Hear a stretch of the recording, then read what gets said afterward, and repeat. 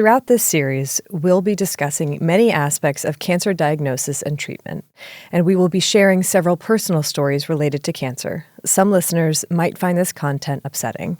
Please listen with discretion.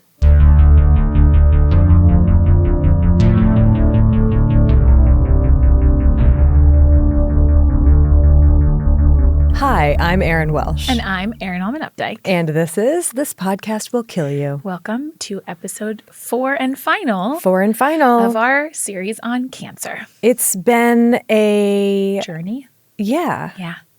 That's the word. Yeah. Yeah. We've covered a lot of ground so far in this series. If this is your first time tuning in to the cancer series, you can listen to these out of order. Honestly, this would not be a bad place to start. We could have started here. We could have.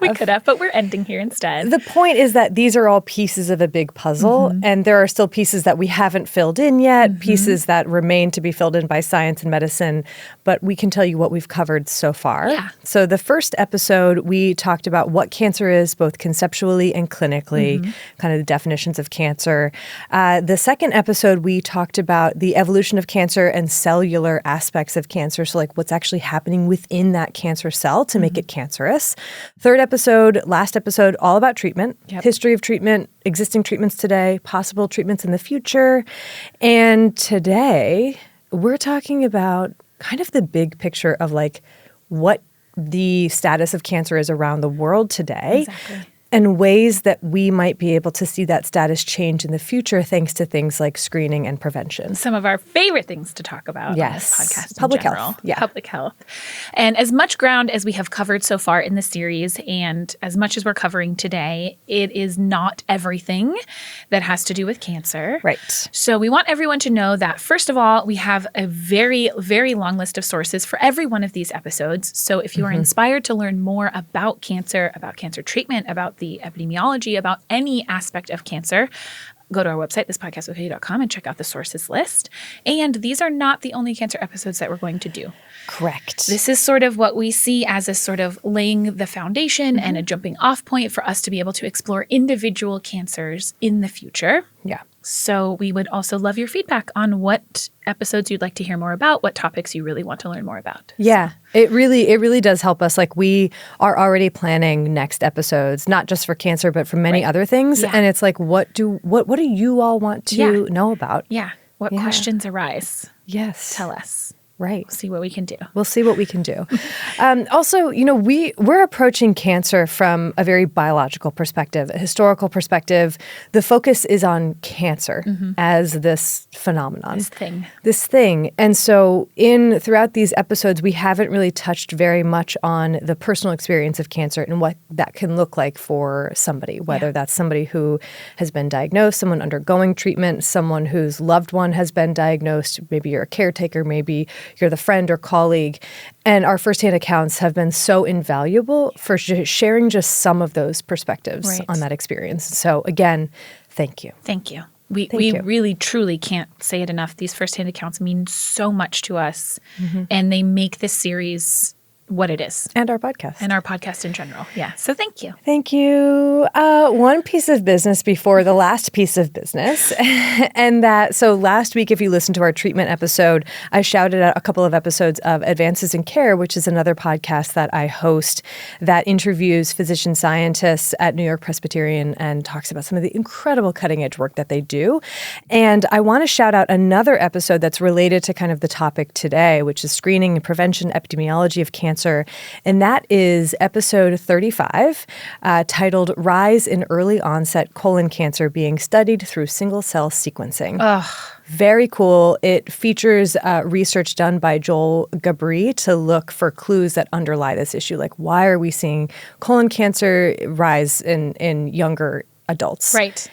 Because it's a scary thing. It really is. Yeah. And it's a lot of headlines, so there's a lot of good information there. So check out Advances in Care. Advances in Care, available wherever you get your podcasts.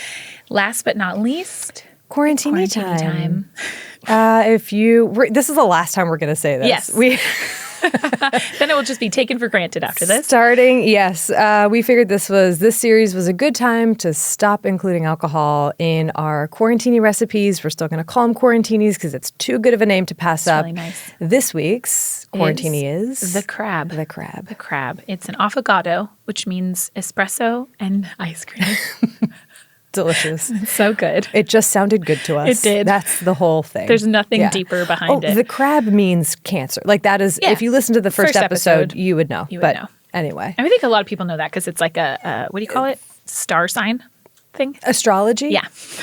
Astrology sign? Yeah. Yeah, astrology, not astronomy. That's star sign. Yeah. Yes. Okay. Anyways, so check out our social media like Instagram and whatever, all those other ones to see that recipe. And also check out our website, thispodcastwillkillyou.com, where you can find, I already said the sources to all of our episodes, but also transcripts and merch. Bloodmobile and merch. And links. First-hand account form. Contact us form. There's more. There's got to be something cool that's there that we've missed. Anyways, moving on. We should update our website. Moving on. Break? Sure. Yeah. Great. But then tell me all about where we got to, how we are. I'll do all that. Yeah. Thank you.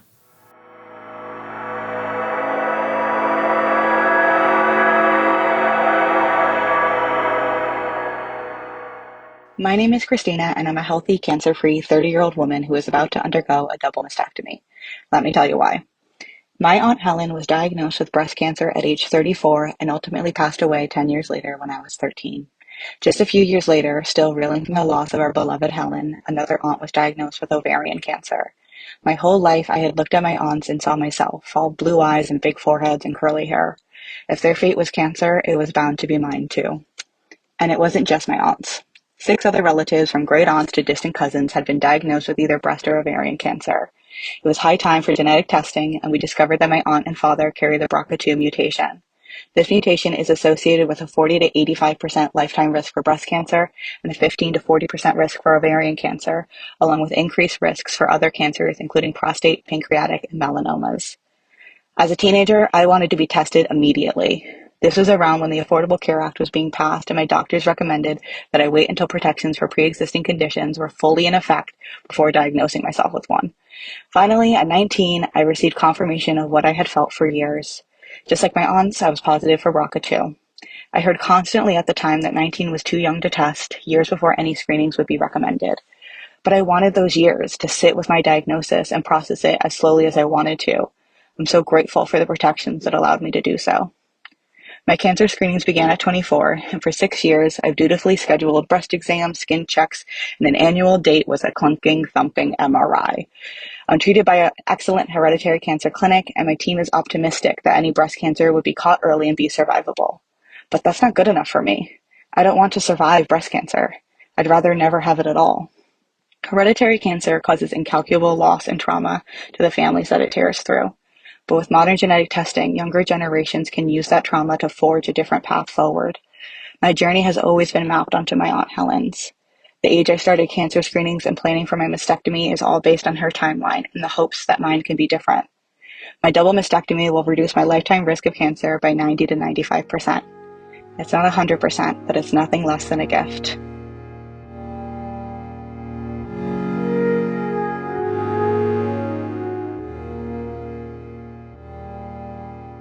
Hi, I'm Claire from South Africa, and I'm undergoing treatment for colorectal cancer.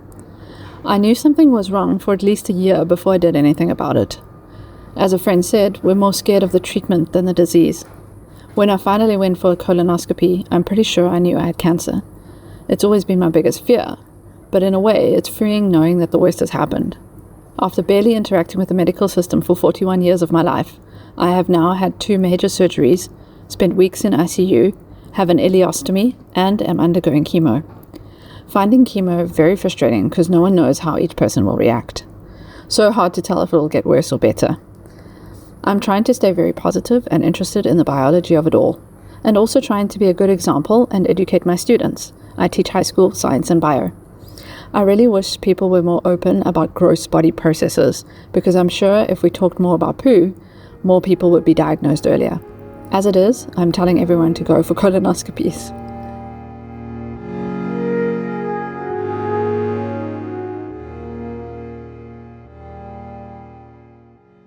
Let's spend a moment taking stock of what we've learned so far. I love that idea. Okay. We have learned what cancer is. Uncontrolled cell proliferation. We've learned why it's so common. It's an unavoidable consequence of multicellularity. We've learned how we treat the 40% of the population that will develop cancer in their lifetime. And we've learned that despite these treatment advances, 17% of the population will die from cancer. But what we haven't addressed yet in any great detail are those numbers, 40% and 17%. For much of the 20th century, cancer research efforts were directed towards finding a cure for that 40%. And as you shared with us last week, Erin, we have made incredible headway in that regard for many, though not all, types of cancer. Despite these innovations, cancer treatment can be grueling. It can be expensive, prohibitively so in some cases, and that expense mostly refers to the U.S. It often includes debilitating side effects. It can lead to long-term issues, including increasing the risk of developing a second cancer, and it comes with no guarantee. What has received far less attention in cancer research historically is how to reduce the number of people getting cancer or needing treatment or needing advanced treatment. In the first place, right? Like, that's received a much smaller piece of the pie. As usual with public health. Yes. Okay. Yes. Which, and there's more, it's understandable, blah, blah, blah. People need solutions right now. Yeah, I know. There's a lot that goes into it. Yeah. Given what we know about what we've learned so far about the evolution of cancer, we're unlikely to ever bring that 40% all the way down to zero, that lifetime risk of 40 all the way down to zero. But with prevention, we can make it part of the way there. Cutting-edge treatments might increase survival for those with cancer, giving people more precious time with their loved ones. But if we can intervene earlier through screening, we may be able to shrink that 17%. Significantly. Yeah. Prevention and screening, though cornerstones of cancer care, fail to get the appreciation they rightfully deserve. Snaps. I mean, and that's historically as well as today. It continues to today. And this is not surprising. Again, like this concept about public health being invisible until it fails. So we're going to spend this episode making cancer prevention and screening more visible. Oh, I love this. Cancer prevention of any kind, requires linking cause to effect. Yes. Why did deaths from infectious diseases drop over the 20th century? Largely because germ theory gave us the mechanism, and then we applied that knowledge to prevention via vaccines, sanitation, and hygiene. Cancer's cause and effect relationship is quite a bit more complex than that. If we didn't make that clear in episode 2. Yeah, and namely because there isn't just one cause and one effect, one mechanism, but there's a dizzying number of all of these different things, some of which are completely beyond our control, or at least beyond our control as we know it right now. Right, or as individuals. Yes. Like a random mutation, that might just happen. It happens all the time, actually. It really does. So how can we ever prevent that or link that? So disentangling that web has proven quite the challenge, but we have had some success. And as I go through a few case studies in our centuries-long quest to understand the drivers of cancer, I want you to take note of 2 things. Okay. Number 1, establishing a causal relationship is often difficult and it takes time. And number 2, knowledge alone is not enough. Oh my gosh. There also has to be political will and public buy-in for it to have an impact. I already love this. That's it. I mean, that's the end of the episode. No. Okay. If you lived in London in the 18th century, you probably kept your home warm by burning coal. See our London smog episode. In which case, you probably had a chimney. In which case, you probably hired a chimney sweep to clean out the accumulated soot. Okay.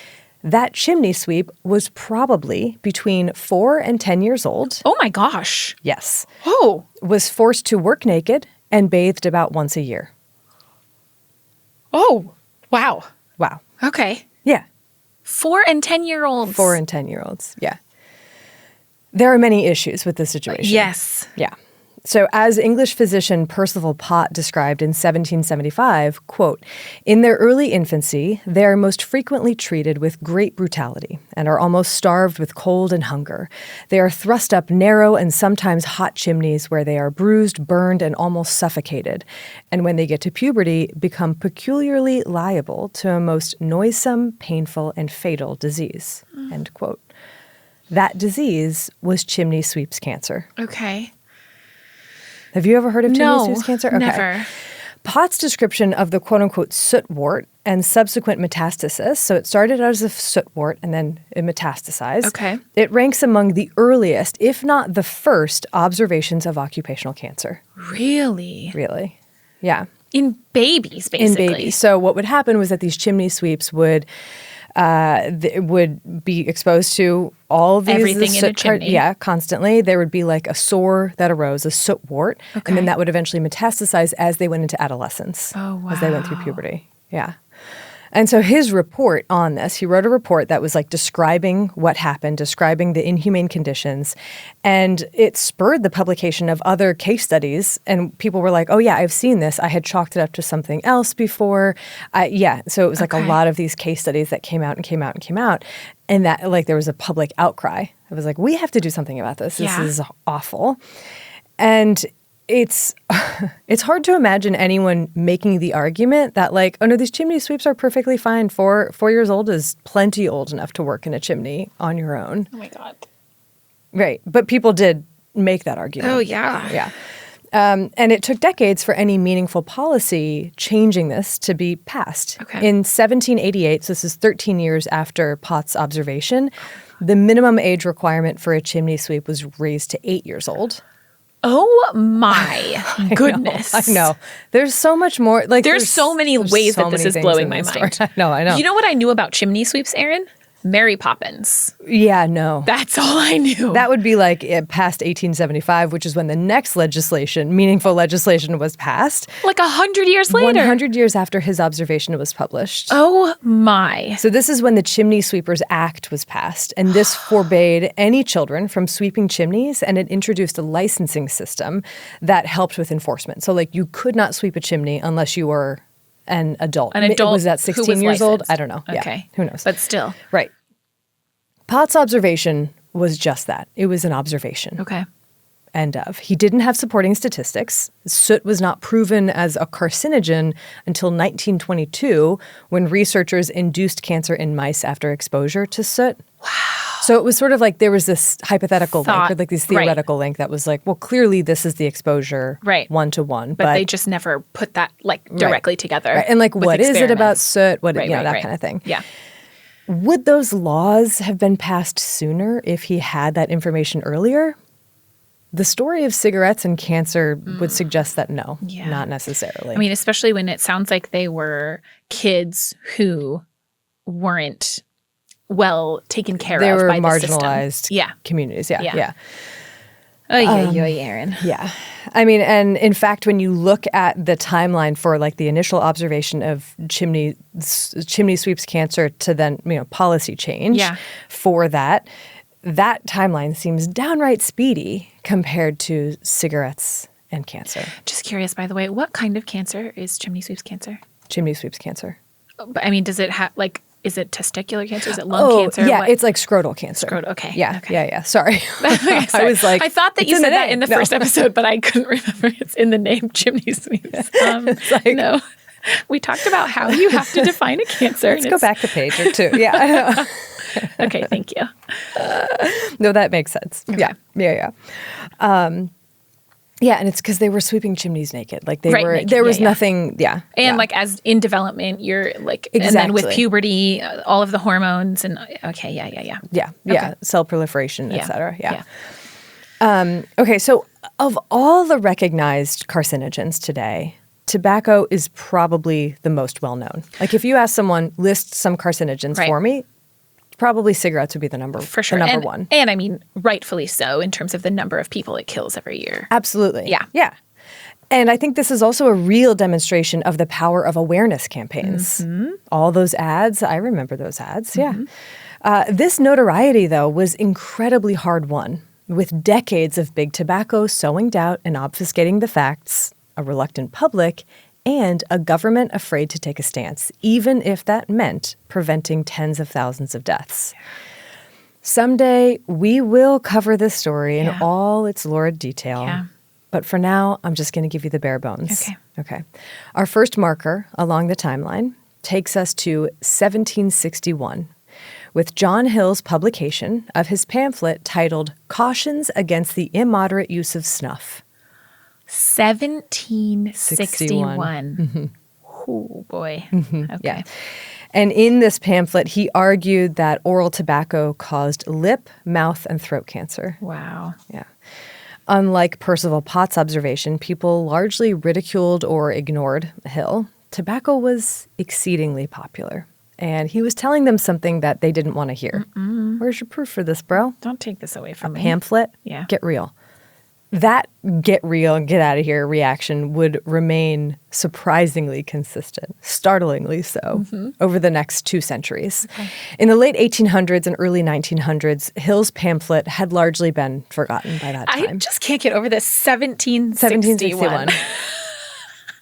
I mean, and I wonder too whether anything about like immoderate, because like when did the temperance movement kind of begin? Was it that sort of thing? The woes of modern society, which is always a thing that always happens. Okay. It's just, wow. Yeah, because that's 200 years until Mad Men, where they're like smoking all the time. Oh my God. Oh, because you're watching that right now. Mad Men right now. Oh my God, because last year I was watching it for the pregnancy series. And I was like, there's so much relevant things for pregnancy. There's so many relevant things for cancer. 100%. Yeah. Yes. Yeah. So many relevant things for cancer. It's a good show. Yes. But yeah, so by the time by the early 1900s, his pamphlet had long been forgotten. But scientists and medical, practitioners were forming their own suspicions of a tobacco cancer link, more specifically cigarettes and lung cancer. Okay. Lung cancer by this time had begun to transform from a rarity to like a pretty common diagnosis. Okay. Research conducted over the first half of the 20th century solidified the cigarette's lung cancer risk using epidemiological data, animal experimentation, cellular research, and chemical analysis of cigarette smoke to show beyond a doubt, not just a reasonable doubt, any doubt, that smoking greatly increased the risk of lung cancer. Yeah. Proven. Yes. Proven. In 1954, cancer authorities in several countries around the world announced this unequivocal link, and even Big Tobacco was convinced, although only privately in memos. Yes. It still took another 10 years for the U.S. Surgeon General to announce that cigarettes are a cause of lung cancer, pressured by the tobacco industry to stay quiet. Smoking declined a bit after this announcement in 1964 or so, but then it plateaued, like it kind of went and went back up a little bit until 1980, and that's when broadcast ads ended for cigarettes.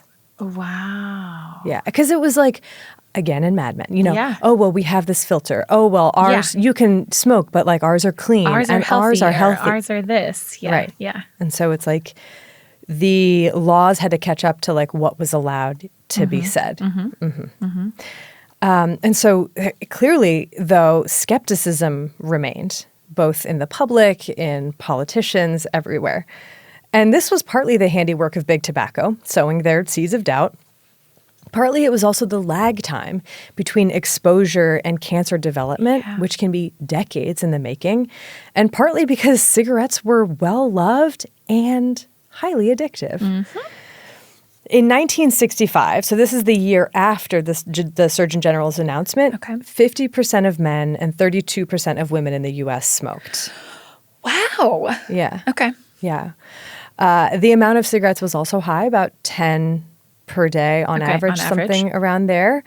It's like half a pack. Half a pack, yeah. And then there was a poll that had been conducted a few years prior, so before the Surgeon General's announcement, but after the link had been very clear shown. Yeah.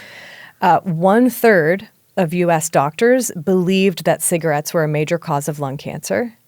Yeah. Only 1/3. Only 1/3. Okay. And 43% of doctors smoked regularly. Yeah. Tobacco is woven into the history and the culture of the U.S. and in so many other countries, and uprooting it has proven to be quite difficult. Yeah. But the decline in cigarette consumption since the 1980s, driven by awareness campaigns and policy changes like age limits and smoking bans in restaurants. I still remember going into restaurants, smoking or not. Non-smoking, hotels, smoking, non-smoking. Yeah. It has led to thousands of lives saved. An estimated 800,000 lung cancer deaths were averted between 1964 and 1985 because of reduced smoking. Wow. Just in those 20 years. In those 20 years. Jeez. And lung cancer deaths are projected to drop 79% from 2015 to 2065. Wow. Yeah. That's great. Lung cancer will never be eradicated because while cigarettes are the leading cause, they are not the only one, nor is sustained progress guaranteed.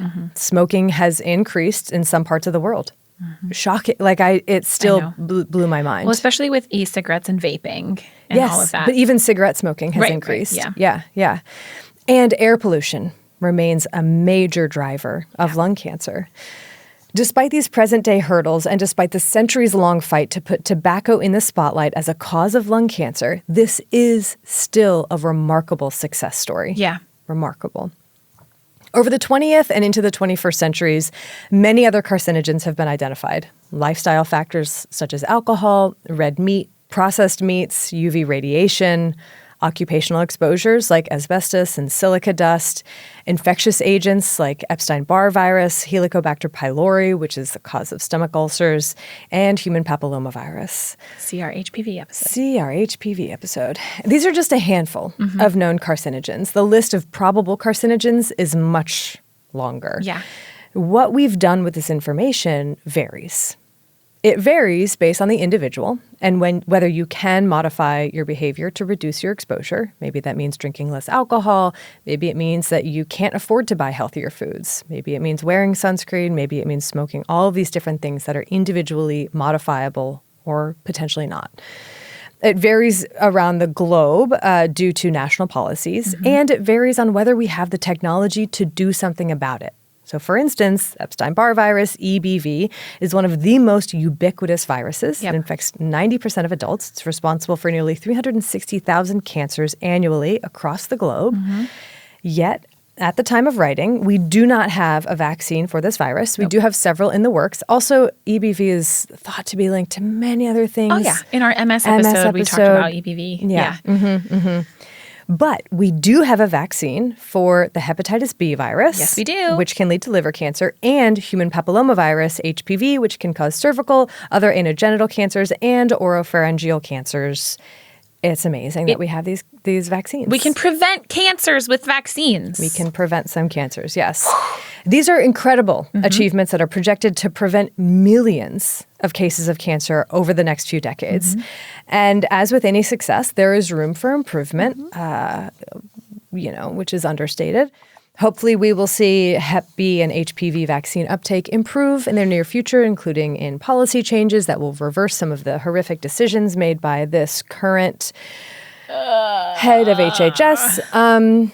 But that is a major concern here in the U.S. is. We will see reversal in some of these trends. Yes, we will. We will see cancer development because people elect not to use these vaccines if they can. Yeah. But before we had the HPV vaccine, we had an HPV testing. I'll throw that in there. Yeah. We also had another powerful tool to reduce cancer deaths due to this virus. Yeah, we did. The Pap smear. The Pap smear. We, again, check out our episode. The Pap smear was first developed in 1928 by Georgios Papanikolaou. He was a physician and a scientist. He became interested in the menstrual cycles of humans and especially cellular changes throughout the cycle. What's going on? What's happening as we go through this 25 to 37 days, whatever it is. Yeah. And he noticed that as he was observing these cellular changes, he saw that in certain samples, the cells seemed oddly shaped. Okay. Kind of like they were cancerous, maybe. And he realized I could use this test not just to see what's happening, but also to detect preclinical, pre-symptomatic cases of cervical cancer. Wow.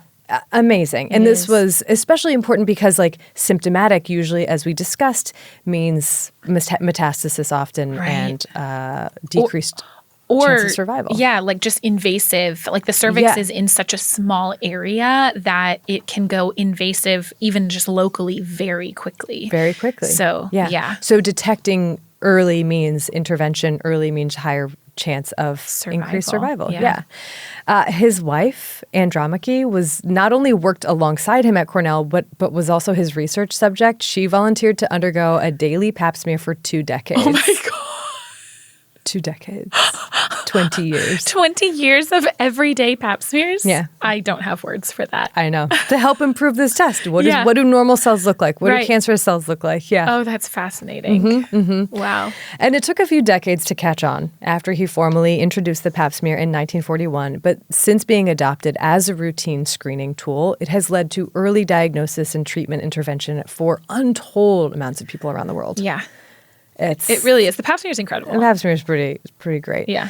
And so the pap smear falls under the category of cancer screening, using early detection methods to improve treatment outcomes. The intention of cancer screening is not necessarily total prevention, but being able to intervene as early as possible. We have ways to screen for cervical, breast, colon, lung, prostate, skin, other cancers. Some screenings involve imaging, like with a colonoscopy. They might involve a blood test, like the prostate-specific antigen or PSA blood test. Or it might be a visual or physical exam, like for skin cancer, for instance. Screening methods might be combined. You might do a couple of them. You might have step 1, step 2. Yep. And while there are general guidelines for when to screen, what to screen for, and how often you screen, these might vary depending on other factors. Like if, for instance, you have a family history of cancer, your doctor might recommend you get screened earlier and more frequently. Some people might get genetic testing done to see if they are at higher risk, which could then influence care decisions. We'll talk more about We'll talk more about that. On the surface, screening seems fairly straightforward. The earlier you detect cancer, the greater the chance that you have of successfully treating it. But you're listening to this podcast, so we know that you're not here for the surface level. No. Early conceptualization of screening assumed that cancer progresses linearly. That the earlier you detect cancer and treat it, the smaller the tumor, that means that this is more contained, the better the chance for survival. Right. That is the case for certain cancers or for certain cases, individual cases, but it's not always the case. Yeah.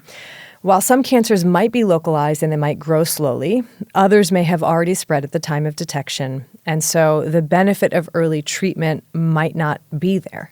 It might not be like that the earlier you catch it, the better the chance. It's not as clear as that. Right. In other words, early detection does not always equate to better survival. Right. Yeah. Screening might also lead to false positives or false negatives. Screening is not diagnostic, but your results could be abnormal, which means you need to go get further testing. And then so that could mean that if you have abnormal results when you don't have cancer, that means that you're about to undergo a bunch of additional tests, which can be expensive. It can be really distressing. It can be invasive. There are side effects to those. So those are some of the risks of a false positive. And then, of course, there's false negatives, which means that your results from screening show no signs of potential for cancer. Right. You don't get additional testing, but you do have cancer. But we missed something. We missed something. Yeah. These are risks that happen with any medical test. And it's especially important to minimize the rate of false negatives, missing something. And that sometimes comes at the cost of increasing false positives. A false negative means missing someone's potentially treatable cancer, which could cost them their life. And a false positive means unnecessary additional testing that can be time-consuming, expensive, and distressing. So all this is to say, again, that it just comes down to the same thing. On a case-by-case basis, the benefits of screening might not always outweigh the cons. But it's so hard to know that up front. That being said, early detection does not always equate to longer survival, but often it does. Often it does. Yeah. And the fact that screening doesn't eliminate the risk of dying from cancer entirely does not mean that physicians are out here recommending these screening tests willy-nilly, right? Gosh, no. They're not like, oh, I better cover myself, so let's get you screened for this, that, and the other thing. No. There are decades of data to support this.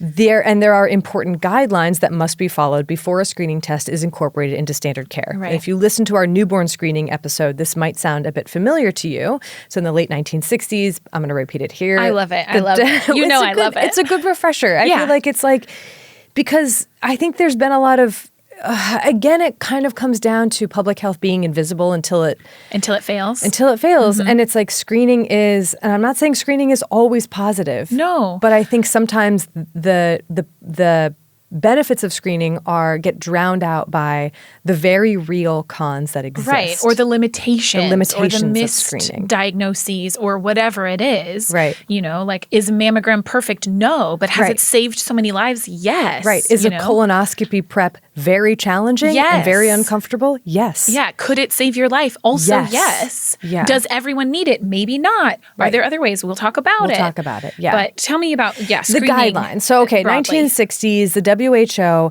published the Principles and Practice of Screening for Disease, also known as the Wilson and Younger screening criteria, which outline 10 rules that a screening test should follow. Things like, I'm not going to list them all here. That's okay. But it's things like the test should be reliable and not harmful. There should be an effective treatment. Yeah. And that treatment has been demonstrated to be more effective before symptoms. That's really important. Really important. And there should be a standard policy for treatment and who receives treatment.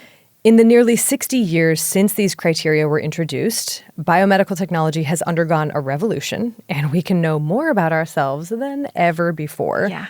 And as we all know, technology moves too quickly for us to anticipate the full extent of its impact. These principles for screening, whether they are adjusted or not, will be foundational in continuing to minimize harm as much as possible as new screening is introduced. Oh, yeah. Like, I really don't want to give the impression that screening does not work or even imply that screening is perfect. I just simply want to convey that the reality, as is often the case, is more complicated than that. Because, I mean, there's also, maybe you're going to talk about this and I don't want to jump on your feet. Is that a thing? Step on my feet? Whatever. You can jump on them too if you'd like. But there's also, like, sometimes, you said that maybe screening won't necessarily prolong your life if we can detect it early. Sometimes we can also detect cancers that might have never really come to anything. Yes. Right? And so then we give this impression that we are improving outcomes when maybe we aren't. We're just, increasing how many cancer cases we're detecting. So, there's a lot of complicated things that come with screening, which is why there's so many, guidelines and decisions and data that has to go into deciding how to recommend screening and who to recommend screening for, like what populations. Right. Yeah. And it's like, the thing too is that there is one road. But like for one person, there is one road, one suite of decisions that get you to where you are. And so you can't know, would screening have done this? Yeah. Would, if I hadn't gotten screening, would that have been better? You just can't know these things. Yeah. And so we do the best we can with the available data that we have. With cancer screening, prevention, and treatment, we have the tools and the information to bring down those 40% and 17% numbers I mentioned at the top. So 40% lifetime risk of cancer, 17% chance of dying from cancer. But having this knowledge does not guarantee a decreased global cancer burden by any means. Throughout this series, we've discussed some reasons why. Government inaction, even when faced with overwhelming evidence, cases where screening can't improve survival, the biology of cancer itself, lifestyle factors increasing cancer risk, genetic predisposition to cancer. And there's another enormous aspect that you touched on briefly last episode, and that is access. Yes. Both to knowledge as well as care, which includes screening and treatment.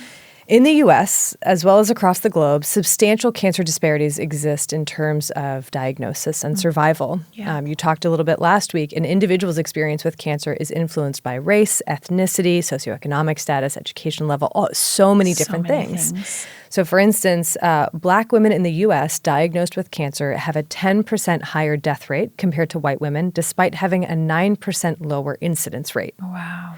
Education level is also associated with cancer mortality. Lung cancer mortality is 4 to 5 times higher in those with the lowest education level compared to those with the highest. Geography, often tied to income, also plays a role, with those who are in more rural or poverty-stricken areas experiencing higher cancer death rates. These disparities I know you're going to talk more about them and the numbers. Yeah. They represent long-standing structural inequalities that lead to higher rates of preventable morbidity and mortality. 100%. What good are cutting-edge treatments to you if you don't have access to them? What good are screening tests to you if you can't afford them because you can't afford health insurance? Yep. What good are awareness campaigns if they never make it to your door? We have spent the last 4 episodes dissecting cancer, deciphering its many meanings, exploring its biology, understanding its treatments, and describing prevention and screening methods. It is a wealth of information. But in this country and around the world, we are not adequately leveraging this information for everyone to benefit equally. Yep. This is not a problem that will be solved through cutting-edge technology, but through better access, better education, more affordable healthcare, and a willingness to scrutinize and dismantle the structural inequalities and systemic racism that drive these health disparities. 100%, Erin. Yep. Not all parts of cancer are within our control, but some are. Both at an individual level, we can make individual changes, and societal. We can make societal changes. I think that's the biggest one because I think people only like to focus on the individual level. Like, oh, you should be doing X, Y, and Z. What about our country should be? What about our global community should be? Right. Yeah. Right.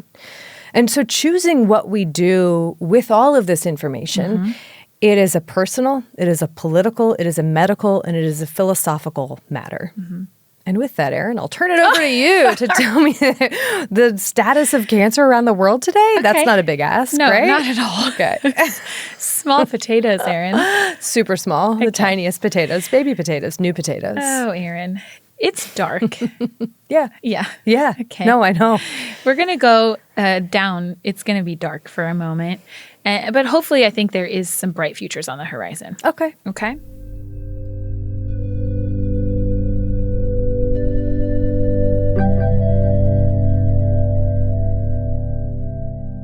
My story of brain cancer starts when I got COVID. COVID was sniffles at best. Weeks after, I developed a weird loss of my voice that wouldn't go away. After seeing an ENT and getting tests, I was diagnosed with vocal cord paralysis, most likely from the virus. One scan done was an MRI. I took it home, took a look, and that's when I saw a hazy blob in my frontal lobe, which I named abnormal. I could tell from my doctor's reactions it was serious. I was shuffled from doctor to doctor, and in a couple weeks ended up at a brain tumor center being told it's most likely brain cancer, and they recommended surgery. During that time, I was convinced I was dying. All I could think about was I'll be dead that year. I wanted Abby out. I wanted surgery yesterday. I needed to know what this was. A month later, I was in surgery having a 2.5 centimeter piece of my frontal lobe removed. Recovery was rough. Between the brain healing effects and very high doses of steroids, I gained 20 pounds and had an odd urge to steal stupid things. I still remember the half-dead plant with a post-it note that said plant on it I so desperately wanted to steal from a local smoothie place. 3.5 years later, I no longer want to steal. That was short-lived, and I don't notice my missing friend. I have oligodendroglioma and probably had it for several years before discovering it accidentally. I consider myself lucky, finding it so small, before seizures. After recovery, I went on my surviving death tour. I said yes to everything, and I had a blast. I realized who my friends are. I saw how amazing of a support system I have, and I will always remember and be grateful. I will also always remember that plant. I see my doctors 2 times a year looking for growth, and chances are I'll have more treatment. While I do believe it will one day kill me, that knowledge is oddly freeing, even if it sucks. My cancer doesn't define me, doesn't define my life. I'm still living it to its fullest.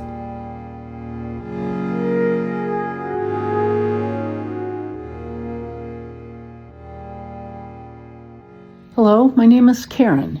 I'm here to tell you about some of the barriers and frustrations my family have had since our adult son was diagnosed with stage 4 metastatic medullary thyroid cancer, or MTC, 4 years ago.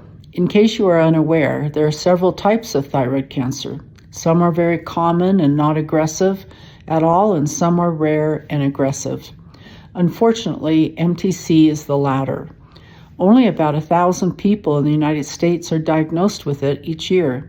As such, research dollars are few and far between for such rare cancers, and therefore treatments are limited and few. And rare cancer specialists are also rare and not typically in network for insurance companies to approve. Additional frustrations and barriers to treatment because of the rarity of his cancer have been centered around multiple insurance denials. Some of these denials are for recommended treatments. I took over writing appeals as I have a medical background. I was thorough in my research, and in one case, ultimately after 3 appeals for a type of radiation treatment that's recommended for MTC, was finally able to get the approval for it for our son. However, at one point, the insurance company's oncologist wrote to me and stated, "What does it matter, as he's going to die anyway?" You can bet I reported her to the insurance company president and our state insurance commissioner. The lack of compassion and the delays in treatment because of denials and people like this are abhorrent. This is just one but terrible example when, as a family member, you are trying to do your best to cope with and fight for your family member with such a terrible disease. It is the red tape, the denials, the appeals, and more denials leading to extreme out-of-pocket expenses that I'm also reporting here. One medication is $30,000 a month out of pocket because of insurance denials. No one can sustain out-of-pocket expenses like that. No one fighting any disease like MTC should have to be subjected to such callousness, delays, and costs in treatment. I can only sympathize with families who have no one with a medical background to help them navigate these barriers to treatment. It's difficult enough to fight cancer. No one in this position should have to fight their insurance companies too, nor go bankrupt to receive treatment. Thank you.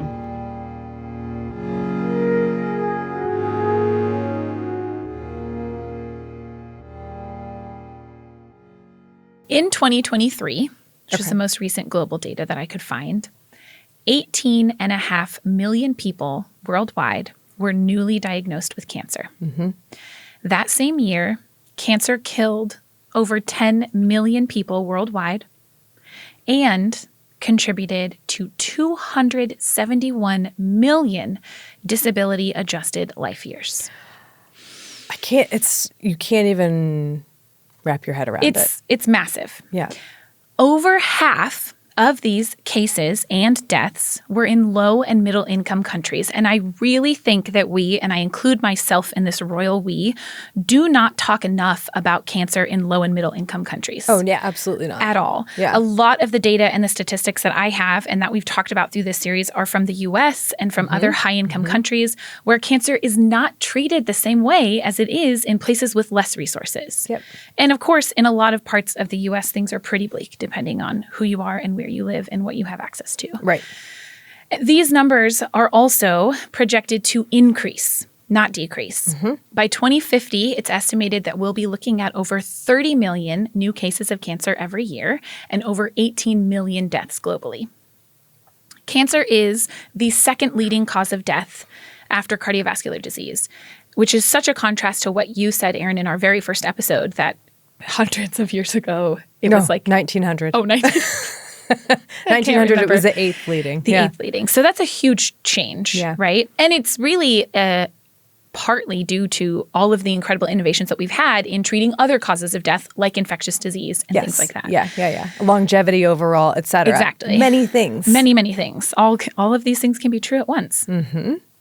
If we look at the U.S. specifically, I do have a lot more data on the U.S. As of 2022, there were an estimated 18 million people living in the U.S. with cancer. Wow. Which is about 5 to 6% of the U.S. population currently living with cancer. And as far as I can tell, that's like a known diagnosis of cancer. And all of these statistics do not include basal and squamous cell carcinoma of the skin, which is really important. That is something that we haven't talked about. The 40% lifetime risk does not include all of these millions of people numbers. That doesn't include those. Yeah. It does not include what's called non-melanoma skin cancer. Right. So that doesn't The numbers count. become scarier. Oh, gosh, yeah. That's like everyone. Yeah. When we're looking at trends in cancer over the last 30 years or so, there's not one story that emerges. The trends that we have seen really vary depending on the type of cancer that you're looking at and depending on where in the globe that you're looking. So the incidences, while we know overall numbers are increasing, the incidences of specific types of cancer might be increasing, like prostate, breast cancer, pancreatic cancer. Some of these might vary by sex, like they're increasing in males, but maybe decreasing or stagnant in females, and vice versa. Lung cancer is a good example of this. Exactly. And the same thing goes for trends in mortality, though the good news is that cancer mortality has been declining across the board.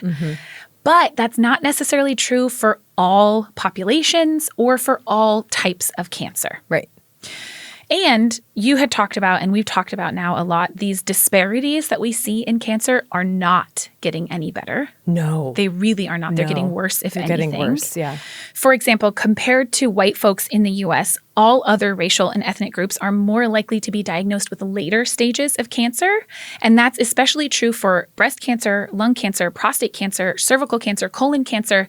These are all the cancers that we can screen for, that we could potentially catch earlier. Yeah. We also see higher mortality rates compared to white counterparts for all cancers across the board.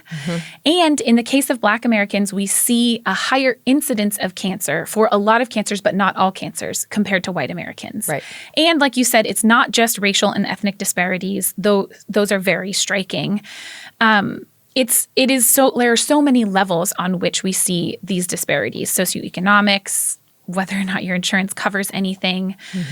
Cancer can and does affect everyone. Yes.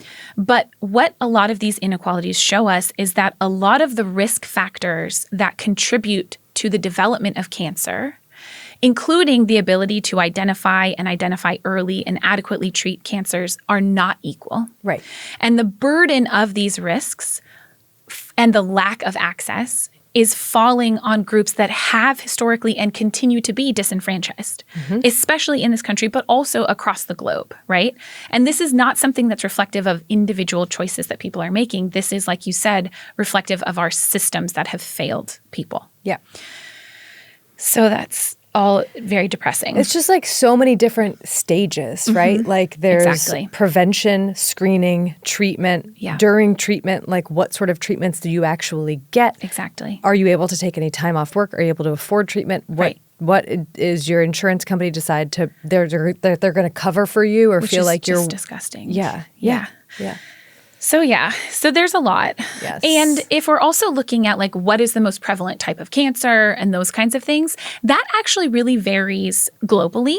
That makes sense. And it tells you a lot about how much environment really does play a role in cancer development. And the age structure of a population too. 100%. Yeah. But it really can vary region to region.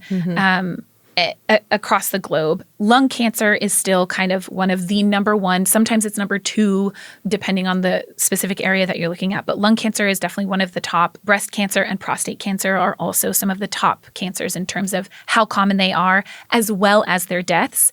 Even though breast and prostate cancer, for example, have very high 5 and 10 year survival rates compared to other types of cancers. Right. But just because of how prevalent they are, we also see them having very high mortality rates globally.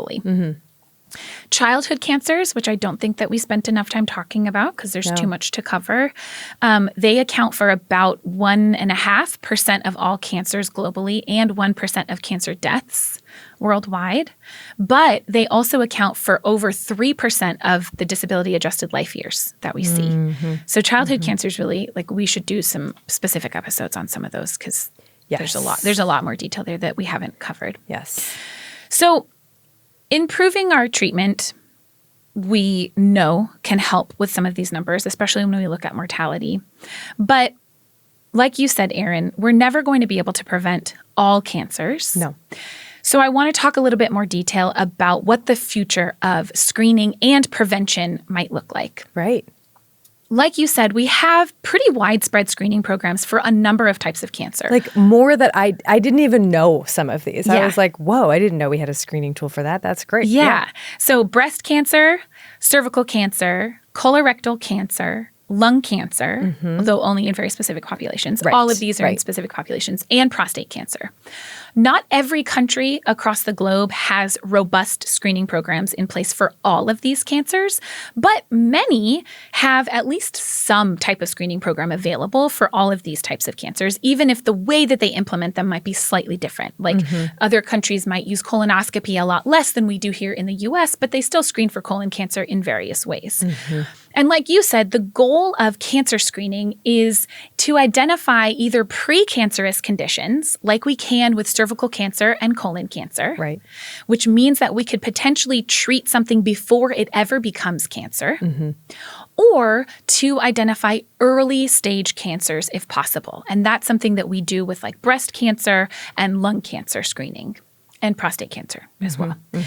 And now, because of advances that we have had in technology, including things like genetic testing, as well as a better understanding of, these tumor suppressor genes, these oncogenes, all of these different genes and genetic markers that are associated with an increased risk of cancer, there's also a lot of interest in screening for those types of things, Right.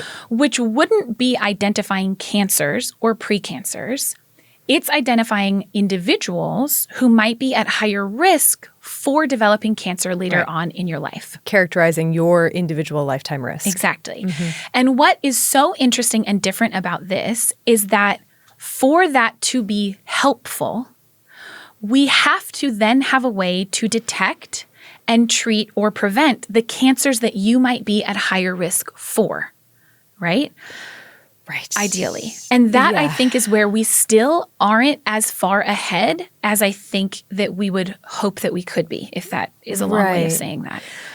I mean, I think, like using like Lee-Fraumeni syndrome as an example, like you can increase screening capacity a lot and have a better chance of catching cancers early, but like our treatment is still limited to the existing treatments today. Right. And so it's like there's benefit, but there's so much more that we could do in the future. Exactly. And I think that being able to do this kind of genetic testing is going to allow us to develop better early screening and early treatment kind of protocols, right? Because we will have this data to be able to do this. But it already has reshaped the way that medicine decides who to screen and how to screen for certain cancers. For example, if you have a BRCA mutation, then the recommendations for how often you are screened for cancers and what types of screening you are going to be recommended to get and what cancers we are going to be screening for, that's vastly different than someone without a BRCA mutation or who we don't know if they have a BRCA mutation. Yeah. So it has changed the game really entirely. So far, though, for a lot of cancers, we still don't have any way to screen for it. We don't have any way to reliably screen large populations, especially for these types of cancers. Even if someone who has maybe a genetic mutation, we might do something specific, like doing serial ultrasounds in someone to try and detect ovarian cancer if you have a BRCA mutation. That's still not going to be recommended for the general population because of what you mentioned about how we have to implement these screening protocols to make sure that we're not having too many false positives, too many false negatives, all of this stuff. It comes down to there has to be a benefit to the individual who's receiving the screening, not just this information will help society at large. Exactly. So for a lot of cancers, like ovarian cancer, like stomach cancer, like brain cancers, like bone cancers, thyroid cancers, pancreatic cancers, head and neck cancers, we don't have screening for a lot of these types of cancers. But the more research that we do, the more tests that we can develop. Yeah. And then we could potentially have screening for some of these cancers. So one of the things I probably haven't said, I don't think I've said it at all in this whole series, is the words AI. No, we haven't said it. We haven't. So let me say it now. AI, this is one of the places where AI and machine-based learning, like in general, can really be helpful in coming up with and developing protocols for not just the diagnosis and screening, but also the treatment of cancers. And so that's like a huge area of research, is how can we leverage AI in better detection, in better coming up with screening protocols, in sorting through all of this data that we have and coming up with treatment plans and things like that. But there also is a lot of research interest in developing new biomarkers to use as screening tools for cancers, both for cancers that we already have screening tools for. Right. And I'll give one really great example, which is colon cancer. So colon cancer, typically we screen for it either with a colonoscopy, which is an invasive procedure that you have to prep for, that a lot of people have quite a lot of difficulty with the prep, and that has its own set of risks that come with it because it is invasive. You can have, injuries that happen, bleeding that happens during that procedure. It also is a wonderful thing because it can identify precancers and remove them. So it's not just screening, it's also diagnostic and it's therapeutic. Yep. But it's also time consuming and you have to have the resources. So we have a lot of other screening tools for colon cancer, including stool-based testing, where we can look for markers of tumors, and blood, which is commonly found in people who have colon cancer, or precancers. Right. But there's also a new blood test, because doing a stool test might be very unpleasant for some people, or might feel like not something that they want to participate in, or might be difficult to do. Sure. But a blood test, a lot of times you're going to get that done at your doctor no matter what. So there is actually a new FDA-approved colon cancer blood test that just was approved like very recently in the last year or so. I don't know that anyone's covering it because it's still expensive, but that's a U.S. issue. Yes. And it's only a matter of time before we have more and more of these tests. There's also a lot of interest in what are called multi-cancer early detection tests, or MCED. Okay. I have to have another acronym for everything. Okay. But these are blood tests that look for markers of a bunch of different cancers rather than just one cancer at a time. I really want to know There's a lot. We could do a whole episode on these. Yeah. There's two that I know of that are sort of, they're not FDA approved for use in the US, which means that you have to pay for them out of pocket. No insurance is going to pay for them. They are both also still undergoing clinical trials. So one of them is trials that are out in the UK, and it's called Gallery.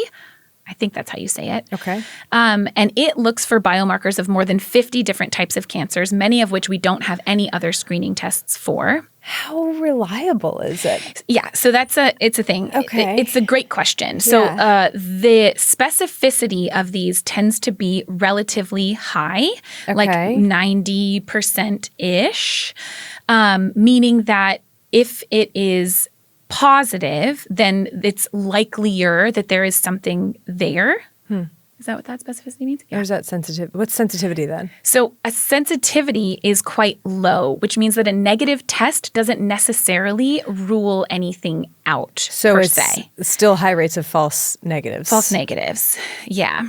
Okay. So they're not perfect by any means. Yeah. And the other issue with some of them is that they might not help. Sometimes you might end up with this possible cancer, but of unknown origin. Like, where are these cells? Because it's a blood test, and so you're looking for DNA fragments, or you're looking for like methylation products. You're looking for these like kind of tumor marker type things. Yeah. And we might not necessarily be able to identify all the time where that might be coming from in terms of the tissue of origin and things like that. And so would a test like a blood test like this be more useful based on how much we know about a particular cancer and the tumor antigens and stuff like that? But also, I'm assuming site of origin plays a big role in the likelihood that any of these products will end up in whatever quantities in the bloodstream large enough to be detected on these tests. Okay. Yeah. And they're different. So there's another one, aside from the Gallery, that's called Cancer Guard, that was developed from a clinical trial at Johns Hopkins called Cancer Seek. This one also, you can buy it and you could get it done. You could have your doctor order it. You're going to have to pay for it. But they're very interesting. And I think that what's interesting too to me about these is that they exist still in the research realm. And yet you as an individual could go and buy this thing. And as clinicians and as medical professionals, I don't think we quite know how to bridge the gap yet, because we don't have that data necessarily to back us up on what do we do with these tests once we get these results. And of course, how are these going to be implemented? Who is going to get access to them? Because right now they're between $700 and $1,000 or so. They're not FDA approved, but you can get one? Yep. I mean, I know a lot of things are FDA approved that you could still get, but like... Yeah. They're approved under like a research license type of thing. Okay. So not through the FDA, but there's some kind of like research license that they have a clinical approval for. Yeah. And so it's not like they're just, I'm not saying that these are wild west. They're very interesting. I think I'm just like suspicious because of Elizabeth Holmes and Theranos and all of that, and 100%. I'm just like, a panel. At least it's like for everything. Your whole health panel. I mean, I know it's not. It that, is, but it is really interesting, right? It is. It's. I mean, and that also is the dream, or like a dream. It is 100%. It is the dream. And how are these going to be implemented? Right now? You would only have access to this if you have the means, because we also don't know how often do we need to be using these tests to accurately screen for cancers, right? For mammograms, we have an interval on which we recommend an age at which we recommend people start, and an interval at which we recommend that people get screened. Same thing for colon cancer, same thing for cervical cancer. And those guidelines might change based on where you live and how data has been interpreted in the UK versus the US, or by, the American College of Radiology versus the USPSTF. Sure, but we still have these consensus guidelines. We don't yet have these for this. So, the companies are saying it's an annual test. Does it need to be an annual test? Could it be in every 3 years? Like, there's just so many unknowns about these. But I do think that this is the future of cancer screenings. It's going to be blood tests, and it's going to be less invasive, fewer side effects, and that detect a wider range of cancers that we're able to screen for. Yeah, right. There's a lot that has the potential in the future. Especially because there are so many cancers. And I think that this has such a huge potential for rare cancers, for us to be able to identify them better, for us to be able to, potentially do a lot more research on these rare cancers by identifying them early, by having a wider range of treatments available and clinical trials and things like that. Who knows? I think that's my hope and dream, is that these kinds of tools make it possible. Yeah. Wish we had a crystal ball. I know. Yeah. Yeah. But I think it's probably the future. That's my guess, Erin. Okay. Multi-cancer early detection tests. We'll check in 10 years, see where we are. 5 years, probably, honestly. Yeah, sure. And there's so much more, I think, to the story of cancer. There's so many types of cancers that deserve their whole own episodes. I mean, every cancer does, not just so many types. You're right. But every single. Yeah. Well, but there are so many types of cancers in the world. There are so many types of cancers. There are so many different types of approaches, stories of individual cancer discovery, stories of cancer treatment development. There's so much going on with increasing incidence of cancers, especially in young people, for things like breast cancer, for things like colon cancer, things like this. Yeah. That is things that we need to cover in the future. Yeah. And for now, this is where I shall end. Yeah. God. I know. It is. I don't even know what to say. I know. We have said so many words over the past few weeks. I'm worded out. I'm worded out.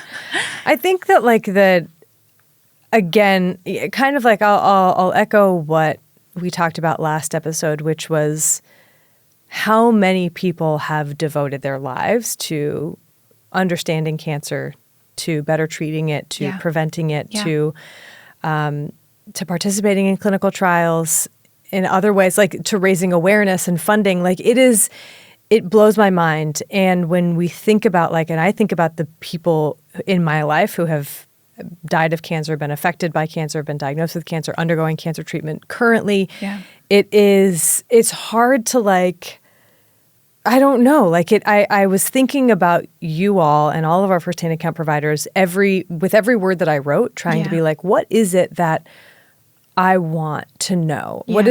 What is the information that is important to know? And so thank you for the opportunity, I guess, you all for letting us do this podcast. And we really do want to know what you think. Yeah. And we really do want to know what else you want to learn about. Yeah. That is what drives us. That is 100% what drives us. Yeah. It's just learning new things and being able to share them. Those things. That is what gets me out of bed in the morning. Yeah. So thank you. Speaking of learning new things. Sources? Sources. I have several. I have a lot for this. Yeah. So if you want to, there's where is it? The American Cancer Society's report on the status of cancer disparities in the United States. I loved that one. One of those for every year. There's great maps in there, great information to kind of like piece apart what's going on. And that's also in the U.S. specifically. If you want to know more about chimney sweeps cancer, Percival Pott and Chimney Sweepers Cancer of the Scrotum by Brown and Thornton from 1957. Wow. And then by Croswell et al. From 2010, Principles of Cancer Screening, Lessons from History and Study Design Issues. Great overview of like how we do this and why we do this, the decisions that go into it. And then the classic Cigarette Smoking and Lung Cancer paper by Dahl and Hill from 1956, Lung Cancer and Other Causes of Death in Relation to Smoking. Wow. Yeah. 1956, 1761. Okay. I also have a couple different of the annual reports from the American Cancer Society. They're really great. So we'll have those. Yeah. There also was a paper from The Lancet, The Global, Regional, and National Burden of Cancer, 1990 to 2023, with forecast to 2050. Yep. So that one was from the Global Burden of Disease Study. There also was one, also in The Lancet from 2022, that was the Global Burden of Cancer attributable to risk factors. And so this also looked a lot at those disparities and things like that, and like I feel like I didn't do enough talking about like how much of cancer could potentially be preventable and like lifestyle factors that contribute to cancer mortality. It's like 40 to 60%. And then I have a whole bunch like links to the Global Cancer Observatory and the SEER statistics and things like that, and a bunch of other things about cancer screening. There was a great guide actually from 2026 in Nature Reviews Clinical Oncology that's called A Guide to Cancer Screening. That was super awesome overview. So you can find all of these sources on our website, thispodcastwillkillyou.com. Wonderful job, Erin. Thank you. Thank you again to the providers of our firsthand accounts. You made these episodes. Yeah, possible. Yeah, You really made them so meaningful. So meaningful. Thank you. Thank you to John and Brett for listening to our cancer notes over and over again for hours on end. They're never going to listen to these episodes, so they're never going to know that we thanked them. I'll tell John that that I thanked him. I also have thanked him in person. Thank you also to Bloodmobile, who does the music for this episode and all of our episodes. Thank you to everyone at Exactly Right who helped us to record here in studio. Check this out on YouTube. Yep. Thank you to Liana and Pete and Tom and Boomer and Jessica and Corey and Sabrina. I mean, it's so great. fun to come here and really do nice. this. Yeah. It's great. It is. I love it. Thank Lunch you. is like the best time. Because we get to just like chit-chat. I'm in it for the lunch. Yeah, I'm in it for lunch. So thank you. Thank you. And thank you, of course, to everyone listening and watching. We love making this podcast, so thank you for letting us do it and for tuning in and telling your friends. And we really love getting to do it, so thank you. Thank you to our patrons from the bottom of our hearts. Thank you. Until next time, wash your hands. You filthy animals.